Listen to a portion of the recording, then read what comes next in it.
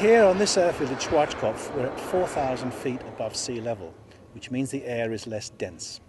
Now, at sea level altitude, a sea level airfield generally has a pressure of 1,013 millibars and a temperature of, say, 15 degrees. As we climb to 4,000 feet, the pressure reduces, which means the air becomes less dense. That's one of the problems that an aircraft will encounter, certainly a jet model will encounter, but what's compounded here by the fact that it's also a warm airfield. If we were to climb at 4,000 feet above sea level in normal climates, the temperature would fall to around 4 to 5 or 6 degrees Celsius. Here at Schwarzkopf, the temperature today is going to be 25 degrees, so that will make the air even less dense.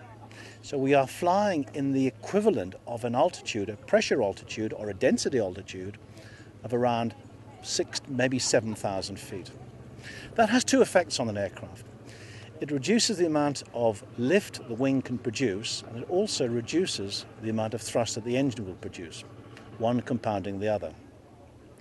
The amount of lift you'll get off a given wing is a function of the air density and the speed.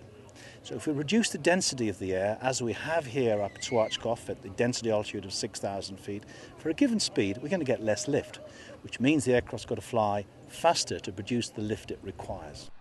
This model is of the F-100, which is a second generation American fighter. And typically of its vintage, it has a very thin swept wing, and the aircraft is very heavily loaded. That means that for every square inch or every square foot of wing, there is a considerable amount of weight. Now, when the aircraft is on the approach, that means the aircraft would have to be flown very fast so that the wing could generate the lift required to balance the weight of the aircraft. To reduce the approach speed, what the designers needed to be able to do was to increase the camber of the wing so that they could produce the lift at a lower speed. And like the predecessor to the F-100, the F-86, this aircraft has got leading edge devices and trailing edge flaps.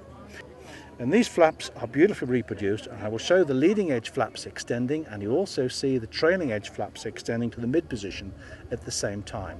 So by moving that switch, you see the trailing edge flaps have extended to about 20 degrees, the leading edge is also extended, and that would be a good position for takeoff. Lots of extra lift without too much drag. In the approach configuration, we want all the lift we can get and even a bit more drag, which can be balanced by thrust from the engine.